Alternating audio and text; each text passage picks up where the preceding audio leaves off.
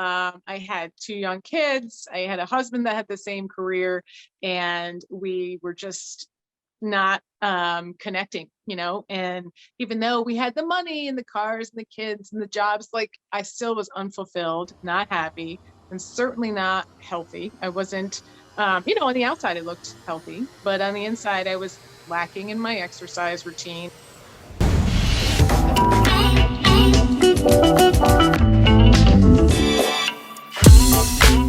All right, everybody, welcome to this episode of the Adapt You podcast. Super stoked to have our actual first female guest on the show, somebody by the name of Jennifer Benson. We call her Jenn Benson.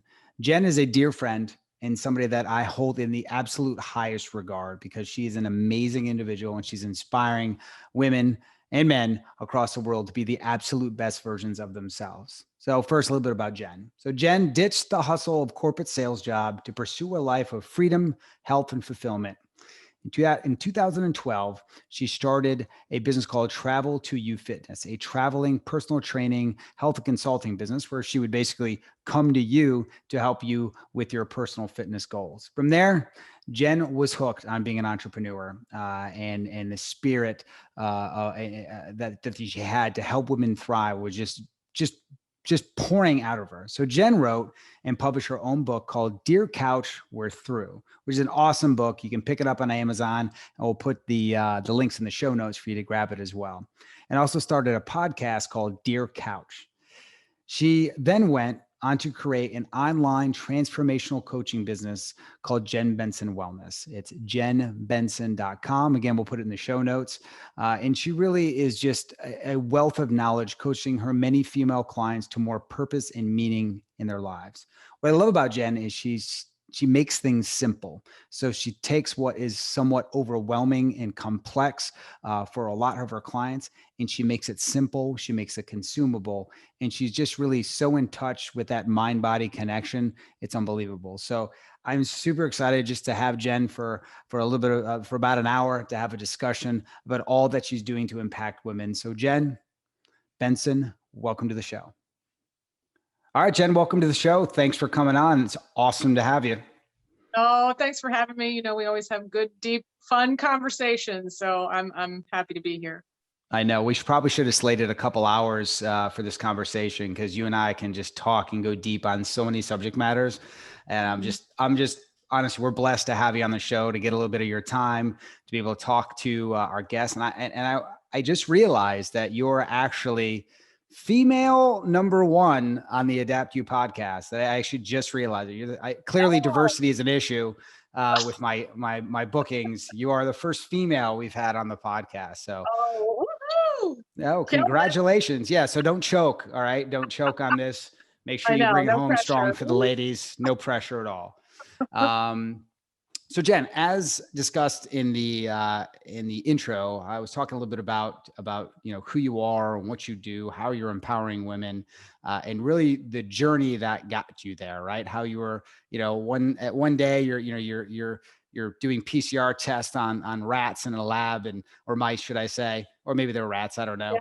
And then both, and then now here you are, a thriving businesswoman helping to empower women across the globe. And it's quite a story how you made that transition. So can you kind of walk us through how you got here? Yeah. And I'll try to keep it simple because sometimes I like to go off on tangents, but I will try my best. And when I do, I know you'll let me know to bring it back in. So really my journey started with when I was in corporate sales. So yes, I tested mice and rats and did all that. I was a molecular analyst right out of school. So I was in a white coat, pipetting under a hood, pretty boring, not a lot of growth. There was only so far you could go in the company, and that just didn't fly with me. When I'm stagnant, I am not happy. So I moved my way up to pharmaceutical sales and medical device sales. And that, again, you get to a point where it's hustle bustle, go, go, go. I had two young kids. I had a husband that had the same career, and we were just not connecting, and even though we had the money and the cars and the kids and the jobs, like I still was unfulfilled, not happy, and certainly not healthy. I wasn't, on the outside it looked healthy, but on the inside I was lacking in my exercise routine, just not motivated, just and wondering why, like what is going on. Was that frustrating? I mean, because you're right. From the outside, here you are with, you got the cars and you've got everything. You got the kids, the white picket fence. You've got it. Traditional American happiness. But I think a lot of people can relate to the fact who have that and they're unhappy. Like, how frustrating was that? Like let's talk about that feeling you had for a minute as you kind of share your story. It's horrible.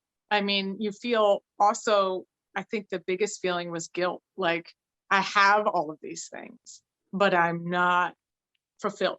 Like something is always just, I don't know if wrong is the word, but something is just, I am not happy and like thriving. I don't feel like I'm thriving.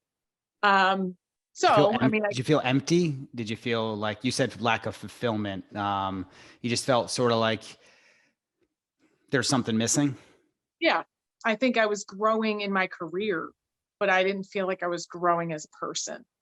Like I was That's stepping huge. it up and getting, you get the accolades and you win the trips and that makes you feel good, but it's just a temporary thing. Like it was never good enough. It didn't last long enough for me to say, and maybe that's some of my own, like, when will it be good enough? When will it be enough? But it was like, okay, something's going on here worth discovering, because if I have all this and I'm doing well on the outside, what is up? Like this, this can't be what life is like forever. If I have to do this long term, I just can't see it happening. Something's got to change. So you're checking all the boxes, right? You got the house, you got the cars, you got the kids, the dog, the cat, if I recall, Yeah, couple of and cats. get the cat, and it's like, you're checking all the boxes, and you're like, why do I feel this way? And I keep going back to this because I know there are people that are listening right now and they're nodding their head. They're like, yeah, that's me. And Jen, that was me too. So I can completely relate to this. And it's a terrible feeling, because you're right. You feel guilty because there's people that were a lot less fortunate, Yeah. and you probably don't want to express your sob story that you're not feeling well, because they're going to be like, look at Yeah. everything you have. Who are you going to talk to and say, But you're hey, checking all these external boxes, right? And it sounds like your pain was more within. yes. So continue.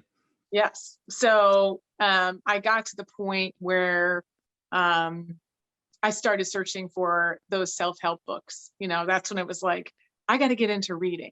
And You found Tony Robbins. I found the Tony Robbins and Think and Grow Rich and Goals by Brian Tracy. And, the list went on. I was sucked into like podcasts and audiobooks, anything, because I was on the road so much with my sales job that I would pull up to, whatever hospital I was going in and be like sucked into the book that I like didn't want to go on the sales call because I was like, I got to hear the end of this. But I would start practicing some of the things that they were teaching in these books, and slowly, began to kind of pull myself out of the funk and realize there's so much more to thriving on the inside, like you said, versus those external boxes. I started kind of checking the internal ones. What does make me happy? What do I enjoy? How do I want to spend my time? who do I want to be with? Who do I want to surround myself with? And so those books really were the start of it, the start of pulling myself out. Because I think when people ask, who was someone who influenced your life growing up, or a mentor, I don't really have one. And that sounds awful sometimes to say. I had a gym teacher that I loved that, was also my track coach, and she was very encouraging. But was there anyone that I was like, oh my gosh, they changed my life, I love this person? There wasn't, until these books where it's like, my Tony Robbins, my Tim Ferriss, like those people that were just inspiring and kicking butt. And it was like, those were my teachers. And that's where, I didn't have like a strong male or female role model, really, even in the sales world, some of them became my peers, that I was like, they're killing it. Boy, they really go after what they want. They've got drive. You're one of them, Derek. It was like, that guy can start anything and do anything. If he doesn't know it, he'll figure it out. Like, those were the people that started coming into my life later on, but not when I was growing up. So, that's a big piece of it too, I think, is some people don't have that, And I think early in our life, our parents, our coaches and things like that, very few of them, unfortunately, help us with the act of what it sounds like these books were, which is the act of self-discovery, right? I mean, there's not a class in school, there's not a sport out there that teaches us to love ourselves and to make getting to know ourselves a priority. So instead, what we end up doing, a lot of people, as we go through through life, we just check the boxes we're supposed to check based off what society tells us. Okay, you're supposed to get married, you're supposed to have 2.5 kids, right? You're supposed to have a nice house, supposed to have a couple cars, 401k, you're supposed to go on vacation 3 times a year. And if you check those boxes, because I see that's what everyone else is doing, you're going to be happy.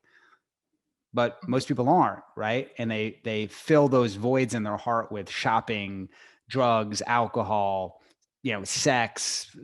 For me, it was triathlon. It was Ironman. It was just working out excessively just to try to fill that void that you were talking about, that lack of fulfillment. But I didn't realize why I was doing it. I mean, I like the sport, don't get me wrong, but there was a deeper reason why I was so obsessed about it. So those books were like your circle of 5, right? Yeah. Cause you kept reading about who are those people you hang out with. And it's like, it can be a book. Yeah, I'm working. So that always kind of changes, except for your team, which there were, for sure go-to people on that. But, you need to find your tribe and the people that are going to build you up. And for me, it started off with, those people, those authors, So those authors are phenomenal authors, and we'll put it in the show notes, all the books and names that she mentioned. And I'm sure a few more will come out afterwards, but it's such a great catalyst. And I can, you and I are on the same page. I found my Tony Robbins, and that it did definitely change things for me. It was a big inspiration for this podcast, is to be able to provide people with content in hopes of being able to flick that switch for them. To have guests on like yourself, where people can hear Jenn's story of being unfulfilled, although having what most would think is everything, and how you've turned it around. So let's jump into that. So obviously you found the books, you found the inspiration, but you're still in corporate America. You're still doing your thing. You're still checking the boxes, but I know you felt a greater sense or a greater calling, and kind of wanted to take your career in a little bit of a different direction. So kind of walk us through how we got from there to the Jenn Benson that we know today. Sure. So one of the areas that I found I was really lacking in, or upset about, really, was exercise. And so when you're in high school and you're in college and you're playing sports, you have a coach, you have accountability, you show up to practice, someone creates the workout for you, right? It's all there. You're working out to perform better for your sport. When that goes away and you become a mom and life, happens, it, for me, was lacking. I had no accountability. I went to the gym just to check the box, but it was like I would do the same workouts that I remembered from high school. I was just bored. I looked for, one day I was determined to go get a trainer for my accountability partner. But the gym I went to, the 3 trainers, when I was there kind of observing them, they just didn't do it for me. One did, and it sounds bad, but did not look the part. He was just not healthy looking himself. It's fair. It's fair. I mean, you don't want a dentist with busted teeth. I mean, it just makes sense. I mean, I don't think anyone's going to judge you for that. That I would feel the same way. Being candid. This is my mind frame in the moment. I'm sitting on the leg press and I'm like watching this guy, and he's also like watching the game on the TV, because they had some TVs on. He was kind of counting reps but watching the game. So there was a combo of, you don't look like you're healthy and then you're not paying attention to your client. Like, okay, I don't want him. Yep, Then not that guy. you had the lady who had the check, the little clipboard, and she was just counting reps and checking off.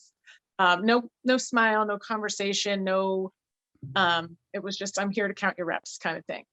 Okay. And, the third guy was yelling at his client. Now that might work for some people, and I encourage people, if they want that, then go get it. But he was like, you got one more. And she's like, I don't. She was crying. He's like, you got one more. She's like, really? I don't. And I was like, ooh, that would make me feel horrible if I'm just trying to get back into this. And he's like, you stink. You really stink. Look at you. You can't even get off the floor. I think I would probably cry, but that's just my sensitive side. So when I discovered this, I said, you know what? I'm driving home going, exercise does not need to look a certain way. It can be the way I want it, how I want it to look, how I want it to feel. It doesn't have to be the same crap in the gym. Let's give myself variety, give myself permission to explore lots of different things. And I went on this quest to try everything out. So that was my goal. And in the book, Goals by Brian Tracy, which we'll get to journaling, this is what I use. He talks about the power of writing things down. And so did Napoleon Hill. Tim Ferriss actually has a journal, right? So they're all about the power of writing things down. And so I started an exercise journal, which really the word journal, it's just writing, right? It's not overcomplicated. You're just writing. It can be a notebook. It could be free thoughts, Piece of whatever you want to paper, call it, whatever. right? Yep. Post it. So I journaled every single day because that was the area I wanted to change. If you want to change something, write about it. So I would write, I'm really not in the mood to go to the gym today. So I think I'll just go for a walk. And that's literally how the journal started. It was like, I'm writing an intention down every single day. And I continued to do that. I committed to, 30 days, and I continued to do that for probably 2 years, where I would just write down every day what I did. And there were certainly days I did not go to the gym, but I always did some kind of movement. So if it wasn't a gym day, it was a walk, it was a stretch, it was what my body was telling me that it needed. And that's when I decided to get my personal training certification and go to people's houses and help basically teach, consult, and train them to, like, hey, it can look any way you want. If you hate the gym, don't go there. If you want to work out with weights, do it. If you want to dance in your kitchen, that's great. Like, I'm here to support you and encourage you, because movement will get you out of that funk.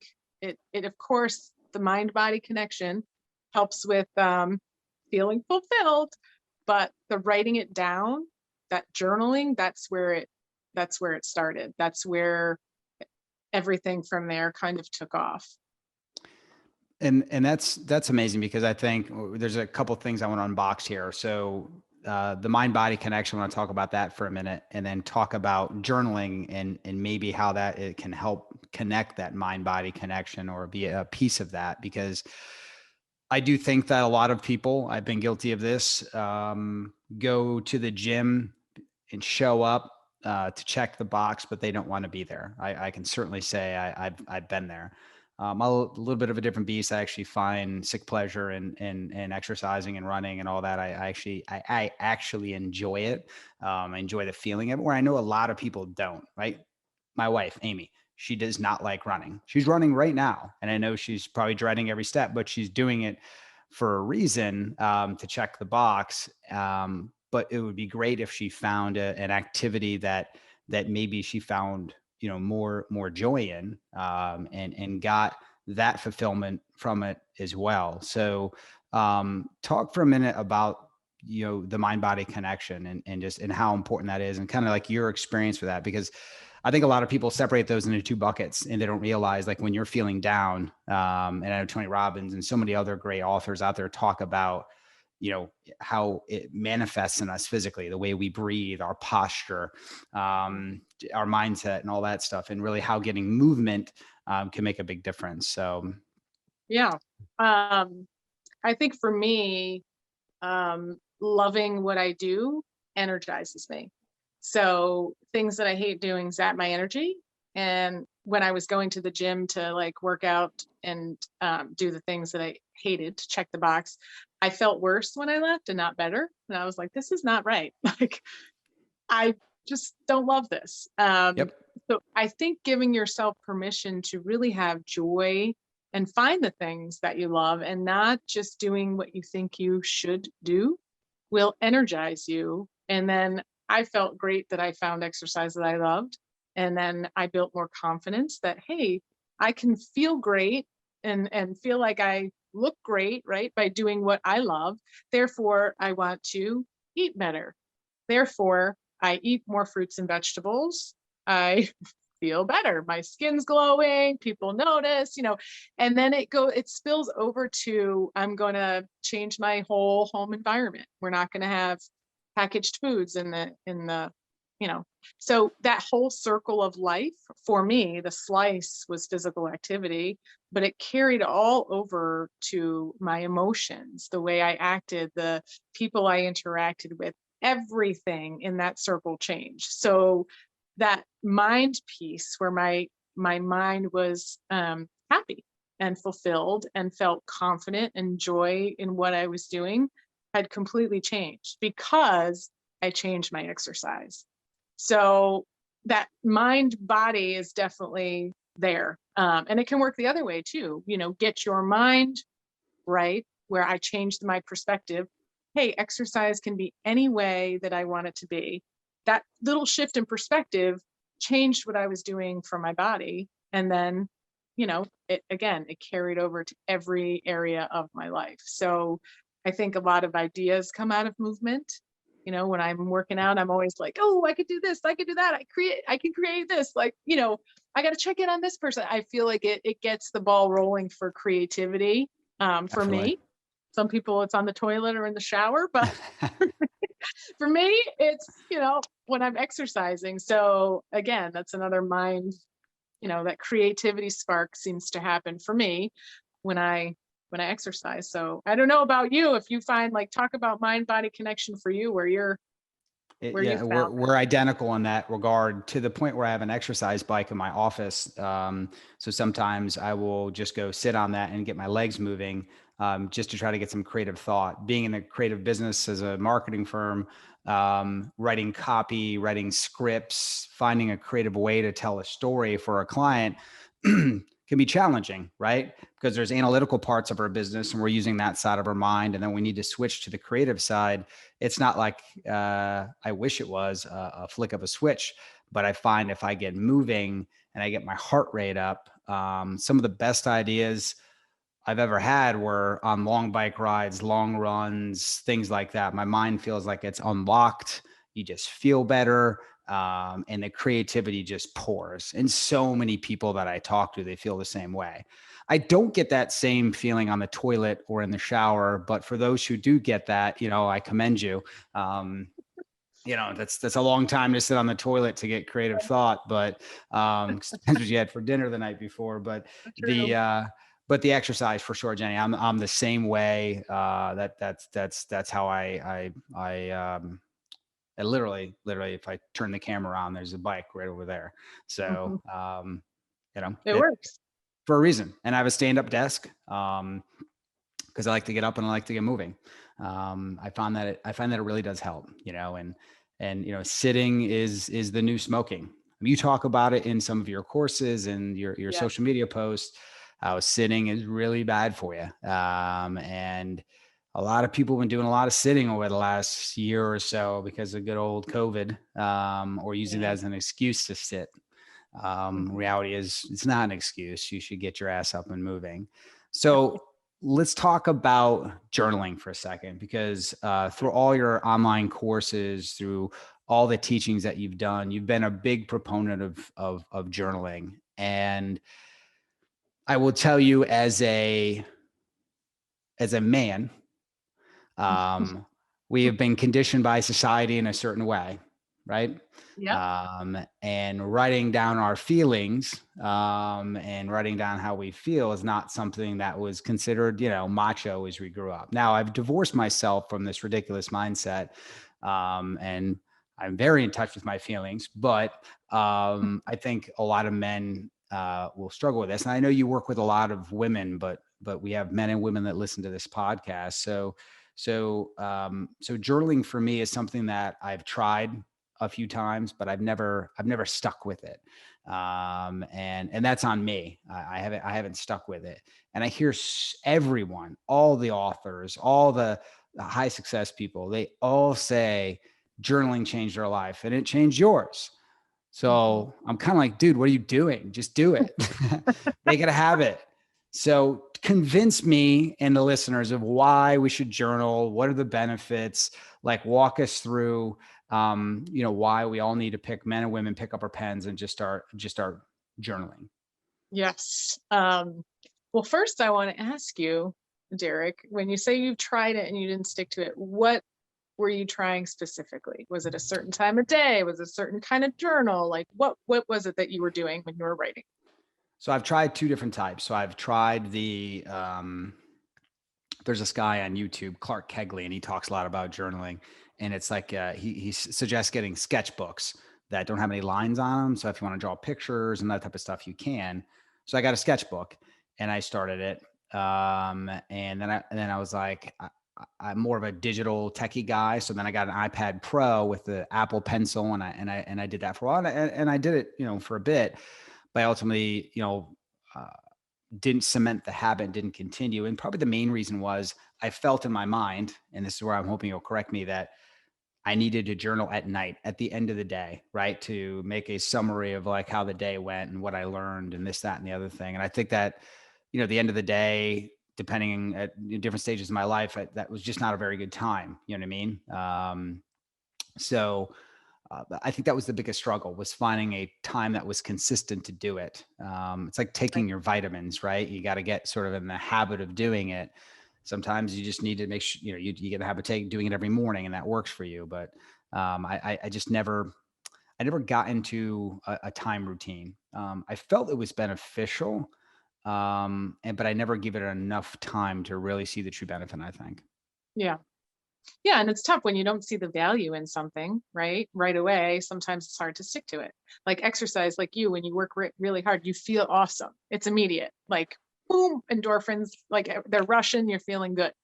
With journaling, it's not immediate, so to speak, right away. The biggest benefit of journaling or writing anything down is to build awareness. So first step of any change, and because you talk all about change, is to have an awareness to it. Then you can kind of get into those change mind frames where you're like, okay, am I contemplating change? Am I preparing for this change? Am I in action, or am I maintaining this change? So those are the stages of change: pre-contemplation, contemplation, action, preparation. So when you build awareness, you're journaling, right? Step one, you may not think anything in your life you need to change, but you start journaling free thoughts, right? Whenever it is that you want, and you notice that your energy in the afternoon seems to be diminishing. Like you see patterns, you're building awareness. That's in writing. And then you can do something about it. Do I want to change in this area? Then you can kind of work towards the next steps. And it's kind of like goal setting, right? But sometimes you don't know what goal you want to start with. So like for me, it was easy. I knew I wanted to change exercise in my life. So I started writing about it. I just started writing every feeling, emotion, what I did, all of that in one journal, because that was the area I wanted to change in. I would tell people that, like yourself, that have tried it and not stuck to it, find the value in what you're doing. So start with something that you want to change, and you don't have to, tell us what that is, but something that you in your life want to change in some way, and start writing about it. It can be a sentence every day, and it can be any time of day. And I know we talk a lot about habits and having like a time frame, but if the nighttime didn't feel right to you and it felt like stressful, or, just something to do, you're not going to stick to it. It's not going to change your life, and it's not going to be a lifelong habit. So you have to find what works. The act of writing, Brian Tracy tells us, is a psychoneuroimmunological response. So it's connecting your illogical brain with your emotion side of things and concreting that into your subconscious. So writing it daily, just like writing a goal daily, an intention daily. It's the daily consistent action that leads to change. And that happens with everything. So with journaling, you're writing down, all of your thoughts. You get to relive them, right? So you're not just living them once in your mind, you're reading them again at some point saying, wow, there's, a pattern with that, or I wrote that a year ago. Why am I not doing that? It's kind of like these little aha moments that are on paper. So, benefit wise, to answer that question, it can help your immune system. It's been shown to decrease depression and anxiety because you're kind of just dumping stuff out on the pages, right? There's gratitude journals. It's hard to be negative or in your own way when you're giving true gratitude in the moment for what you are grateful for in your life. So some people start with that, just, I am grateful for blank. Just start writing, and keep it simple. There's morning pages. That's another thing that people will do, 3 pages in the morning, just a data dump. It improves your sleep for people that cannot sleep because the brain will not shut off. Just writing, again, before they go to bed, more of a tomorrow is a very busy day. I'm anxious about this meeting. Just putting it on the paper so that you can get it out of your mind and go to bed. So there's so much power.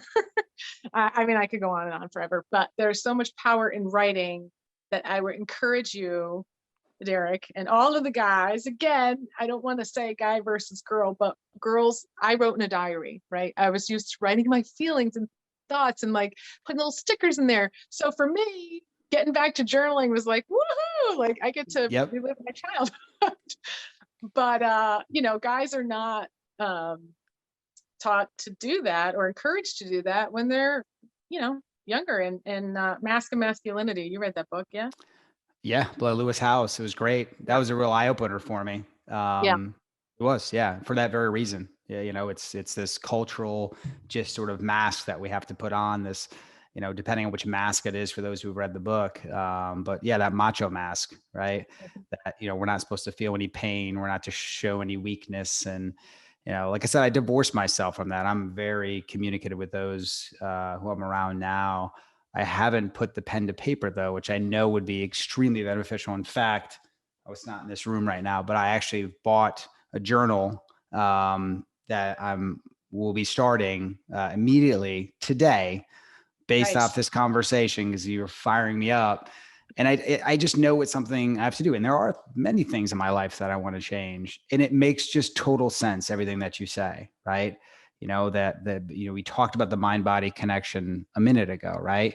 And the idea is that, if we have stressful thoughts and we're letting them spin in our head, that stressful thoughts, they fester and they start to create chemical imbalances in our body, inflammation, lack of sleep, insomnia, right? Stuff that stresses us out and worries us. Everyone knows this, right? And those can eventually cause a lack of ease in your body or a dis-ease, right? Or disease. Suffice to say, if my thoughts can make my body have that type of mind-body sort of reaction, okay, what if we twisted it the other way around, like you're suggesting with journaling? And okay, let's get things out on a piece of paper. Let's make ourselves aware of it, right? And conscious of it. So in some ways it's a vent, right? For some people, in some way, it's a way to organize their thoughts. Some people, it's a way to understand patterns in their lives. But it allows us to become aware of our thoughts, because like you said, from the few times that I have journaled, you go back and you read it later and you're like, wow, I was pissed that day. Right. Or you have a different perspective of it, because it's almost like hearing someone else tell a story that you're not emotionally vested with, right? So someone's telling their situation, you're not feeling the emotion they are, and you're hearing them talk and you're thinking to yourself like, you probably overreacting a little bit here, and little things like that, but you don't want to say anything because maybe they're your friend. I felt like when I journaled and I wrote down those moments where I was upset, I'd later look back at it and be like, now it was no longer in that state. So I could read it and rationalize with it and go, okay, I could have handled that differently. Right. And that's the lesson that I derived from that moment. Right. So, Yeah. yeah. So with journaling, help people like talk about how we start, right? What suggestions do you have in terms of, okay, where do we go? They see the benefit, they get it, they understand it, and it's like, all right, what are we going to do to go out there and actually get started? Like, help us over that hump, and then talk about the commitment that needs to happen so that can be cemented into a habit. Depends on what you read. Is it 30 days? Is it 66 days or whatever? 120 days? How long do I need to stick to it to really give it a chance? Because I Yeah. haven't, and I need to understand that it takes time. Yes, it takes time. New data suggests about 66 days. It used to be 21, but at the end of the day, if you're doing something consistent every single day and you don't hate it, you're more likely to do it. So I don't know if I don't necessarily agree with the magic number. I don't know what it was for me other than I committed to 30 days because in my mind it was 30 days and then I kept going and it became just part of my life now. I think to keep it simple, to get started and to not judge it, not overthink it. It's just writing. And I would start with what you want to change in your life. What is frustrating you? What is something you want to work on? What is a passion of yours? Something that you want to move towards, because it's going to show you growth and progress, right? That's like the basically happiness, right? If we're growing, we're happy. That's the number one thing that Tony Robbins talks about is growth equals happiness. So if you want to be happy, experience some growth in your life. So what do you want to change / grow in? And that's it. Start there and write about it. And it can be your feelings. It can be a quote that you love for it. It can be something you heard someone say on a podcast that stuck with you just anything around that. Put it in your notebook. Don't call it a journal if you don't want to. I know I have a couple of guys actually that I work with kind of offset that they don't like to call it journaling. They like to call it their notebook. Fine. That's fair. All right. Whatever. My man book. My man book. But some way to get your thoughts on paper, because it's also very meditative. You're living in the moment. You're living in that moment. And I know you and I have talked about a little bit. What if my handwriting's bad? What if I write too fast because my thoughts are like over here? The point of journaling is to really slow your thoughts down. Be deliberate about what you're writing. Be in the moment. So if you're not someone that meditates, journaling can be a good start to this because you're sitting in the moment with your thoughts and you're present. And that's when you have to incorporate it into your day. When can you be present? And start super small. It can be a sentence. You don't have to devote, 30 minutes to this. It can be, I am so grateful for my warm cup of tea today. It really soothed my soul. Like, that's it. That's it. Yep. It doesn't have to be anything big and crazy and complicated. Just keep it really, really simple. And I would say I do have a couple of blind clients, and they can't journal. So they say, "Will I get the benefits if I can't actually physically write?" And I thought it's great to mention on this podcast that yes, you can use an audio recorder.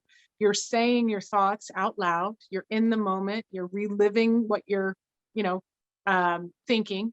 You're still concreting it into your subconscious mind, and you still have a track record of your progress. So, we think of it and we often talk about writing. And yes, there's power in that, but there's power in our words, whether they're out loud or on paper. And recording that progress is huge. So that's just something to note there. I guess to answer your question, getting started, start with what you want to grow in or change in and just write about it every day. Commit to every day. Just commit. It doesn't have to be a time. If you're going to pick a time, I would habit stack it, meaning whatever you do every single day, that you can be in the present moment. So whether it's waiting for your tea, your hot water in the morning, and you do that every single morning, then right at that time, because you're stacking it onto something else. You're already doing that same thing every day. Keep it easy, make it easy on yourself, and just make it habit to do it. Waiting for my water to boil, doing my journal. That's it.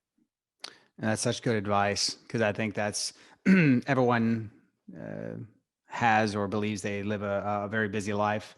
And habit stacking is such a great technique. And honestly, your point of just starting, I remember you telling me, don't worry about your handwriting. Don't worry about your grammar. Like, this isn't something you're going to go publish later. You're not writing Genesis here. The spell check is not necessary, right? It's just between you and the paper, right? It's you connecting with your conscious mind and getting those thoughts out on paper. And that act of writing, as you said, really cements it. So, it's such a powerful tool for people to be able to just uncover things that are going through their mind that maybe their subconscious is also suppressing, right? Things that are causing them stress, that need to be addressed. And that act of journaling is such a good way of getting out. It's almost like your own therapist, right? It's instead of talking to somebody, and a good therapist doesn't tell you what to do. They just allow you to talk, and they're a mirror, right? So that piece of paper is just the mirror. You're getting your thoughts out there. Such a good point. It Yeah, really is, because you don't have access to, even if you have a good therapist, it's not going to be every day. exactly. Yeah. And So it's habit. And I think that's great advice for the men that are listening. Let's not call it a journal, because I don't know, it just felt, and I can't undo the conditioning. And I'll be yeah, candid, that's been taught to me. I just so don't. write my book, Right.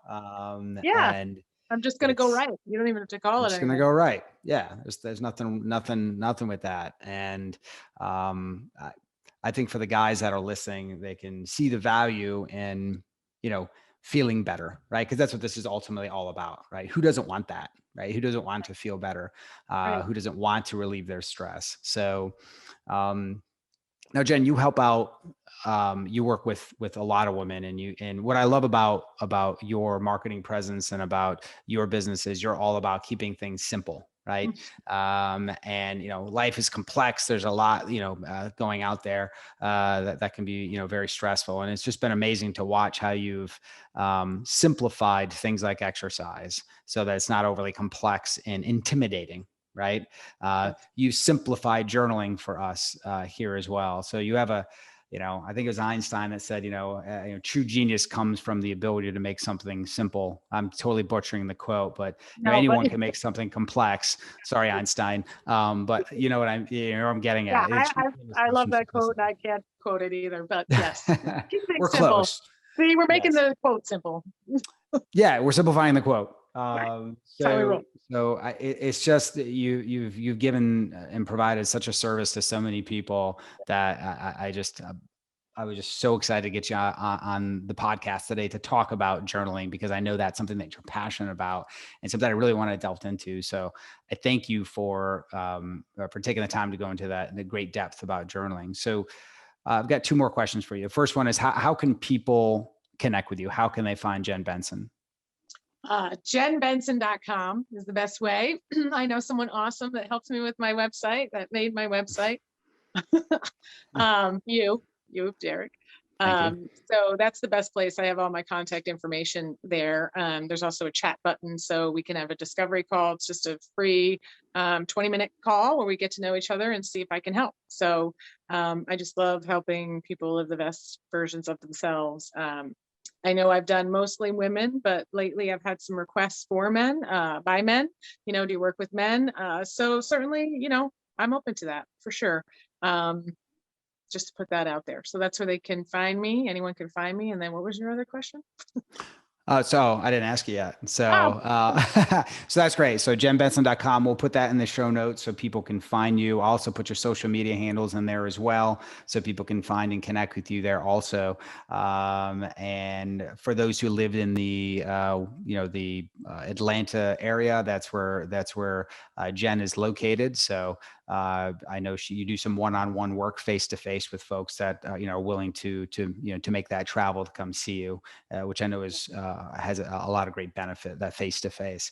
So last question is, we've been podcasting now for a good 45 minutes. You've yeah. talked a lot about a number of different things. If people were to take away just one thing from this podcast, just one point that they can take with them after they stop this podcast to improve their life, what would you want them to take away from our discussion? Just one thing. Just start writing.